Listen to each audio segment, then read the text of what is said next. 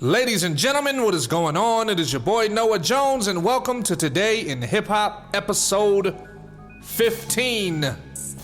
We have a great show for you today. Today we got some news, and we even got a little bit of storytelling. A little bit of story time. We have some Kodak Black news. We have some NBA Youngboy news. We have some Toronto and OVO news. And we have some news about DeMarcus Cousins of the Los Angeles Lakers, ladies and gentlemen. Now, what should we use? What should we start the show off with? Well, first and foremost, before we start the show, I want to say thank you to everybody that tunes in on a regular basis. I want to say thank you to the people that are actually supporting the podcast by donating to the podcast. And I want to just give y'all a shout out because I know I don't update episodes on a regular basis, not too frequently, but I want to tell you the reason why I don't. The reason why I don't update and upload and do all that shit and create a podcast every day is because this is a premium podcast. And because it's a premium podcast, I want to make sure that the content is good. I don't want to saturate the game with the same shit. I don't want every episode to sound the same. And I want you guys to enjoy what you're listening to. So what I do is, I wait for these knuckleheads to do some stupid shit so that way I can report on it. You know what I mean? I don't want to create an episode of a podcast and it be boring and me pretty much talking about the exact same shit all the time. So, therefore, what I do is, I wait a little while just to see what news is out there, see what I can dig up, see what I can find, so that way I can give you guys, you know, the most for your time. I want you guys, if you're spending this time with me, I want you guys to actually enjoy the shit and you know, keep coming back. So, like I said, this is a premium podcast, which means it's high-end everything. High-end content, high-end recording, the whole shit. So first and foremost, let's jump into Kodak Black. Now, he posted on Instagram, he says, hey, this was, let me see, what date was this? Okay, actually this is, okay, fuck, there's no date. Anyway, all right, it says Kodak Black. This is what he says. 4 months ago, I had the baddest females and now I'm in jail. This is what he says on his Instagram. 4 months ago, I was just FaceTiming the baddest females on planet Earth. Now I'm making jail calls, waiting on mail call. He says, yeah, sometime I come off a little arrogant, but you'll be too if you was young and rich coming up out the projects. Shit, I walked out of juvenile detention center to millions of dollars. Imagine that. On the real, I'm feeling it's some God want to show me or want me to do, because I'm steady going through the same thing. Hopefully these lessons turn to blessings. I appreciate y'all screaming me too. Love. Now, let me pick apart what this guy is saying. First and foremost, he does not come across as arrogant. He comes across as a fucking idiot. You know what I mean? If you're doing the same exact shit, you're not gonna get different results. That's a proven fact. By doing the same exact thing every day, living a life of crime, being a career criminal, the only prize you're gonna get is the stupid prize. You're playing a stupid game, so what are you doing? You're gonna win a stupid prize. You know what I mean? So look, it's not an arrogant thing for Kodak Black. He's just dumb. You know what I mean? And I think it's, like I said, I think it might be a mental disorder or something like that, because he's constantly doing the exact same thing. Now, if you was young and rich and coming about the projects, meaning you didn't have anything, the first thing an intelligent man would do would be to surround yourself with people that would show you how to manage your money and stop you from being in the spotlight over stupid shit. You know, now, he was lucky enough to walk out of the juvenile detention center to millions of dollars. According to him, he was lucky enough to do that. But then he walked right back into jail. So obviously, the nigga's not learning his lesson. You know, and he's saying, hopefully these lessons turn to blessings. Look, let me explain something to you. If I do something one time and it sets me back, I'm not doing that shit again. You know, and I'm not gonna put myself in these type of positions to where I have to have these bad consequences. You know what I mean? This nigga's reading letters in jail, like mail letters, when he should be out touring the country, enjoying his life, spending time with his family, soaking in some culture from some places he's never been before. But he is behind bars. And this is, again, like I said, this is a routine thing for this guy. So when it's routine and these characters keep going to jail, please Do not empower these guys by feeling sorry for them. We have to start letting people know this is what you get. And as a young man growing up, we all know the rules. I knew the rules when I was younger. You play this type of game and you do this type of stuff, these are the end results. Not only that, we're in a digital era where there's camera phones everywhere. Some countries even have surveillance on the street to where they scan your face and they can locate you wherever you're at on the street. So, that being said, why the hell are you gonna be out here doing stupid shit? You know, coming from the projects, you should realize and appreciate your opportunity. You should appreciate the fact that you're put in a position that not a lot of people are gonna be in, and you should relish in that moment and do something good with that opportunity instead of throwing this shit away. You know, it's wasted talent. Well, I mean, I wouldn't call it shit talent, because I mean, I can't fuck with the way the nigga rap anyway. So anyway, that's besides the point. We know exactly where you're gonna end up when you do this type of shit. Play a stupid game, win a stupid prize. I think today is gonna be the knucklehead, the knucklehead episode. Seems like all of the shit that I'm gonna be talking about today is stupid nigga shit. So, anyway, next we move on to NBA Youngboy. It says NBA Youngboy's probation details are revealed. He cannot perform live. It says NBA Youngboy had a probation hearing on Friday where the preceding judge told the Baton Rouge rapper he would be able to leave home while he serves out his 14-month house arrest, according to WAFB. NBA Youngboy, whose real name is Kentrell Golden, damn, sound like the nigga's French, but he's not. He will be allowed to go to places such as church, which he ain't gonna go, the bank, and the doctor for those herpes. However, he will not be able to perform live or go outside to a studio. NBA Youngboy will be able to record new music at home, but will have restrictions placed on the type of content he can post on YouTube. So they even monitoring the type of shit that he can put out. And as an artist, that's the worst position to be in when they controlling your creativity. That is the worst. He cannot perform, which shuts his show money down, which shuts his merch money down for a little bit. Well, it doesn't shut it down completely, but, you know, it's gonna take a hit. He can't perform. He can't leave the house to go to a studio. So if he doesn't have a recording studio in his crib, he will not be able to make any music. And that's gonna slow up a lot of his bread. Now, here's another thing. When these artists become popular, I'm gonna tell you what they do, which slows all their money up. They don't like to do features with up-and-coming artists. They don't like to cut up-and-coming artists deals where, you know, they do verses for cheap. They only continue to record with the people in their eminent circle or other artists that are as popular as they are. But there's a lot of money out there in up-and-coming artists. You know, if NBA Youngboy was to say, yo, I'm out here doing features for $500, there's a lot of niggas that's gonna jump on that. And as long as his work ethic is crazy, you know, he can crank out features and be rolling in bread while he's stuck in the house. And his name will still be popping because these up-and-coming artists will be pushing the record because he's on it. But a lot of artists do not follow that routine. That's some gems for you right there. So, he's lucky he's out. He has a little bit of freedom. You know, it's better than being in jail. They have restrictions on his shit. And hopefully, you know, at his next probation hearing, which is scheduled for December 13th, hopefully he can get some of those restrictions lifted and maybe be able to do a little traveling or perform or do something. But, you know, another reason why they do these type of things to these artists is the type of shit that they rap about. You know what I'm saying? The type of shit that they rap about, that limits the type of content that they can put out. All that shit is admissible in court nowadays, ladies and gentlemen.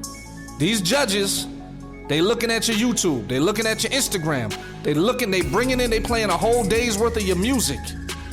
So they can gauge the type of person you are by the shit that you rap about. And because of that, it's like the hip-hop police. They throwing your ass in jail. They're using it against you in court. It's gonna help you get more time. So, you know, your content or lack thereof can be your biggest downfall in today's hip-hop game. Now, let's go over here. It says, okay, we got some OVO news. It says Toronto police arrest suspect in killing of OVO affiliate Smoke Dogg. All right, man. August 30th, 2019. It was recently reported that Toronto police arrested Abdul Qadir Handul. I'm gonna say it in his native tongue. Abdul Kadir Handul. For the 2018 shooting death of OVO affiliate Smoke Dogg. Handul appeared in court last week on 2 first-degree murder charges. Jesus Christ, he's gonna be away forever. He might as well just kiss all his family members and throw his life in the trash because he's about to get some football numbers for this shit. So he was arrested. He appeared in court last week on 2 first-degree murder charges for killing Smoke Dogg, born Havante Smart, and music manager Ernest Modakwi, aka Cobra Prime. So this nigga killed 2 people. The 2 men and women were shot outside of Cube nightclub in Toronto's Queen Street West on June 30, 2018. Causing a panic in the streets, the woman survived the attack, but Smoke Dogg and Cobra Prime were pronounced dead shortly after. So the nigga caught 2 bodies. So he's definitely gonna do football numbers. Now, it said nationwide warrants were issued for Handul and his 16-year-old accomplice, whose identity is protected under the Youth Criminal Justice Act. So he had a homeboy, a co-defendant, that was only 16, that was out here running with him, shooting off, busting off at niggas. That's crazy. Like, I literally blame the parents for, you not keeping your kids out of the street in this type of situation. You need to know where your kids are. And I also blame these corporations for making the parents have to work so many hours that we can't fucking stay home and teach our children. We work so many hours nowadays that 90% of the time we at work when all this shit is going down. So who's raising our kids? Social media and YouTube. While you're at work right now, your kids are browsing the internet. Your kids are talking back and forth on social media. Your kids are planning and plotting and doing a whole bunch of shit they ain't supposed to be doing because as adults, we can't come home and have the quality time that we're supposed to spend with our children. Back in the day when we was young, you had pizza night. You had, every night at dinner, everybody had a family dinner. Everybody had discussions. You talked about what was going on. You talked about your day at school. You talked about all that other stuff. Not me anyway, because I ain't have no father growing up, so my situation was a little different. I'm one of the survivors of the Deadbeat Alliance, Shout out to all the deadbeat dads out there, you know what I mean? For setting the trend on what not to be like. Anyway, because the internet is raising our kids nowadays, we can't sit around and really dial in the discipline like we're supposed to. And they have these little things where, if you discipline your kids too rough, they'll fuck around and put you in jail.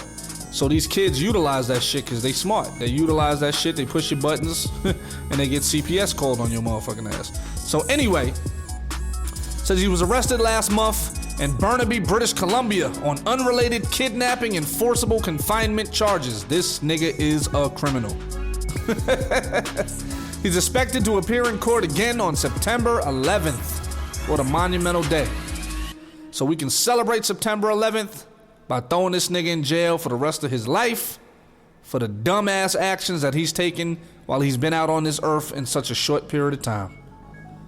Play a stupid game, win a stupid prize. Ding, ding, ding. This nigga won. Ding, ding, ding.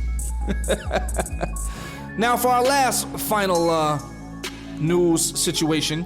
This isn't about hip-hop, but since I did live in California for 20 years, I want to show some love to the Lakers. Now, an arrest warrant was issued for DeMarcus Cousins on domestic violence charges from the LA Lakers. According to a report from AJ Perez of USA Today, an arrest warrant was issued for Lakers baller DeMarcus Cousins after audio was released of him threatening his ex. Cousins is being charged with a Class A misdemeanor case of domestic violence after allegedly telling his ex over the phone that he would put a bullet in her fucking head when she told him their son wasn't coming to his wedding last week. Now, let me break that down to you. Let me explain to you what's going on. Now, this relationship has a history of the woman using the child for leverage. Now, it takes a bitter bitch to not want their own son to allow their son to not go to his father's wedding. So what's happening is he's marrying another woman. He's probably not married or never was married. It's his ex-girlfriend. So he probably didn't marry this woman right here. He just got a kid with her. So she's salty as shit. So she's not letting the kid go to the wedding, but that's his son. If he wants his son to come to the wedding and be the best man, he should be able to do that. Please believe this woman is getting child support from this nigga because he's a professional athlete. So he's paying his money. He's getting garnished probably. So he's paying his money. So there's no fucking reason. But here's the thing. The fact that she was able to record this phone call means that he has a history of going off on her like this. So she just got tired of it and she set the nigga up. So now what she doesn't realize is she's fucking the money up for herself. See, the number one thing is don't fuck the money up. Don't fuck the money up. So by her putting him on blast like this, it's gonna fuck his sponsors up.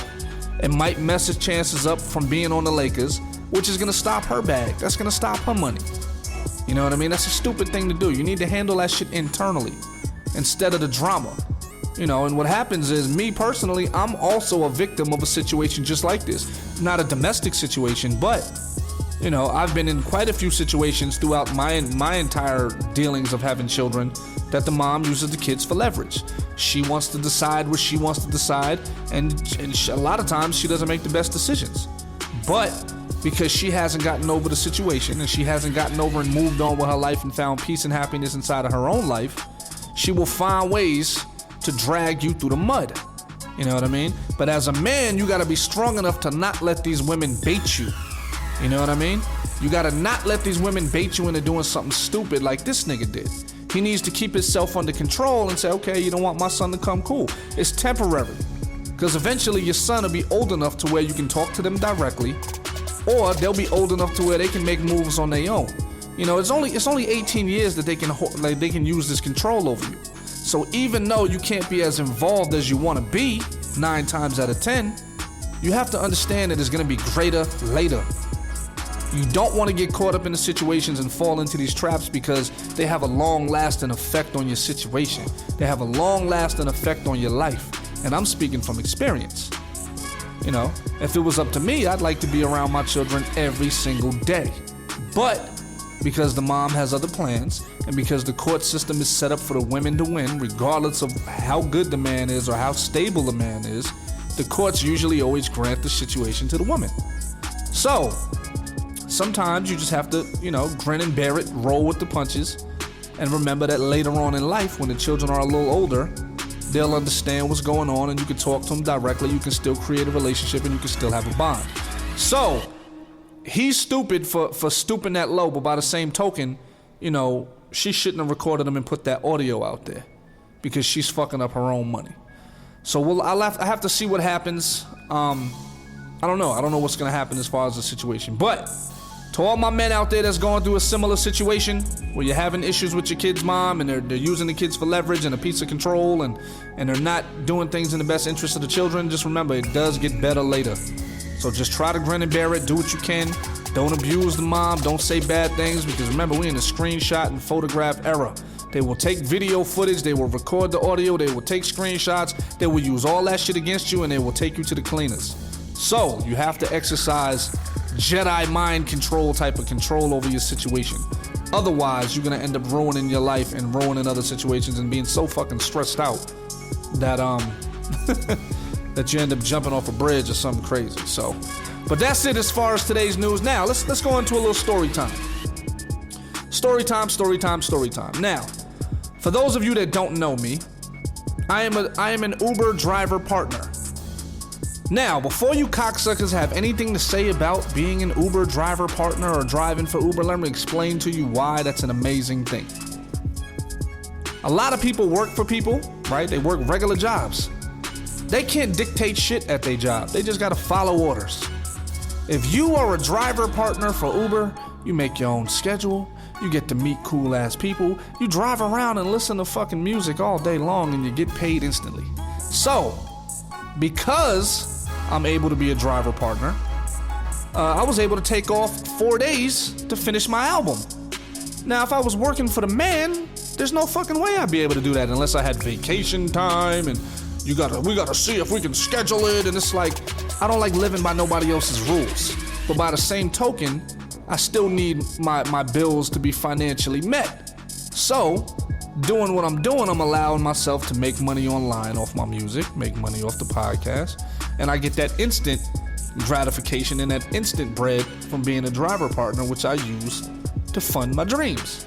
So, the great thing about it is you do it on your own time, and that's what I love. So anyway, let's get to the story. Fuck all the other shit.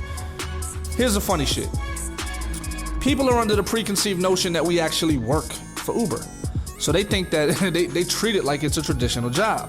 So sometimes you'll get people that will try to run you because they think I'm paying my money and you're supposed to do what I'm supposed to tell you to do. Now here's the thing, as an independent contractor, which we are, we make the rules. It's our vehicle, it's our everything. You cannot run us. So here's the situation, I got a ping, right? And the one place that I do not like picking people up is Walmart. And here's the reason why. When you pick people up from Walmart, 9 times out of 10, they live close by. Close enough to where they probably even can walk home sometimes. But here's the thing. These motherfuckers want to do a month's worth of grocery shopping and load the whole shit up in your car. So here's the thing, they want you to load, and here's the thing, our primary focus is to get you from point A to point B safely, right? Not to be lifting all your fucking bags, not to be carrying your 24 packs of water to your door, none of that shit. But these people look at us as if we're obligated to do that shit. And if you don't do that shit, they give you a bad fucking rating. You know what I'm saying? So here's the thing, I pull up at this Walmart, right? You know, the place that I hate the most to pick people up. You know, certain kind of people shop at Walmart anyway. But, you know, I pull up to the Walmart. I park in front, but it's not necessarily in front on the side of the street where the customers come out. You know, I'm like literally, 10 steps, on the other side. So there's a lady standing out there, full basket full of shit. She's an old lady. Shout out to the old ladies in Arizona. And she's standing there with a full basket of shit. And I'm like, first thing that comes to my mind, I'm like, oh shit, here we go with this shit. It's gonna take me 20 minutes to load all this bitch's shit up. And then I gotta take her fucking ass up the street. You know what I'm saying? Which is gonna be a whack ass ride. It's gonna be quick. It's gonna be some bullshit. And then I'm gonna have to spend the next 10 minutes offloading all her shit. And I'm gonna miss some real money. Right? So what I do is I pull over. And the lady says, she screams across at me, "Are you here for me?" So, I roll the window down and I say back to her, I say, it depends on what your name is. Because I'm not trying to pick up any motherfucker. I gotta pick up the right person, right? That's how it works. So what happens is, she comes over to my car with her big ass basket full of shit. And the first thing she asks me is, "Are you Noah?" Now, I don't know how familiar you guys are with the app, but they give our make, they give our license plate, they give our model of our car, they give the color of the car, they give our personal name, and they give a picture of us. So, the fact that this dumbass lady had to ask me, was I Noah, knowing that there was a picture right there on her fucking phone screen where she could verify the shit, pissed me off. See, my thing is, if you have all the information in front of you, you should know whether or not I'm there for you or not. Shouldn't be no conversation exchanged. You check your fucking app. If the car matches, if the driver matches, if the license plate matches, then bitch, I'm there for you. So, I explained that to her. I say, "Ma'am, I have no pictures. I have no idea who you are. But if I'm here for you, you should know. You the one that got all the information." So she's old, old school, traditional as shit. She probably don't like black people. So the first shit that comes out of her mouth is, "You ain't gotta be rude." Now what she did not know about me is my pull-off game is crazy. When a nigga or a bitch says something to me that I don't like, I will pull off and leave your monkey ass right where the fuck you standing. So, here's what happens. As soon as she says that to me, that added fuel to the fire. Then what did she do? Because I didn't respond after she said that shit. I was already upset. I was tight. So I didn't say shit. So what she does is, by this time, normally I would have already been out of my car getting ready to help her with her shit. So she pulls around to the back of my trunk, right? And I'm already knowing. I'm like, look, she's got an attitude. She don't like me already. She's gonna fuck my rating up. And if you're a driver partner, your rating means a lot of shit. So I realized she gonna fuck my rating up. So what did I do? What did you do, Noah? What did you do? I fucked around and went into the app, canceled the trip, and pulled off on that bitch. I'm looking in the rear view and she's waving like, yo, where you going? With her basket full of shit. Now, some of y'all may say, look, Noah, you're a dickhead for that. But here's the thing. These people need to understand that you need to treat people with respect. Not only that, it's not my fault that you don't have a fucking car. That's not my fault. You 90 years old, you should have at least 3 of those motherfuckers. Maybe 2 of them don't work. But you should at least have a fucking car. You know what I'm saying? If you can go grocery shopping and lift them heavy ass motherfucking groceries by yourself, your ass need to have a car at 65 years old. So I don't want to hear that shit. Respect your drivers. Respect the people that are doing you a favor, because some drivers ain't making no money. Some drivers is making pennies on the dollar. So if you try to treat these people like they are employees or servants or somebody that work for you, your ass gonna get left. Take it from me. My pull-off game is strong. Anyway, ladies and gentlemen, that's today's show. Hope you enjoyed it. Like I said, remember, I try not to upload every single day because I want the content to be great. Trying to do a whole lot of things with it as far as the stories and all that other stuff, just to keep you guys entertained and tell you about my life as well. Don't forget to check out NoahJonesNews.com for the hottest shit in the game. Buy an album, buy something, buy some merchandise, buy a t-shirt, buy something. Damn, nigga, stop just pimping me out, because this is a premium show. Start spending that premium money. I love y'all. Stay tuned. This has been episode 15 of Today in Hip Hop, and I will see y'all again soon. Peace.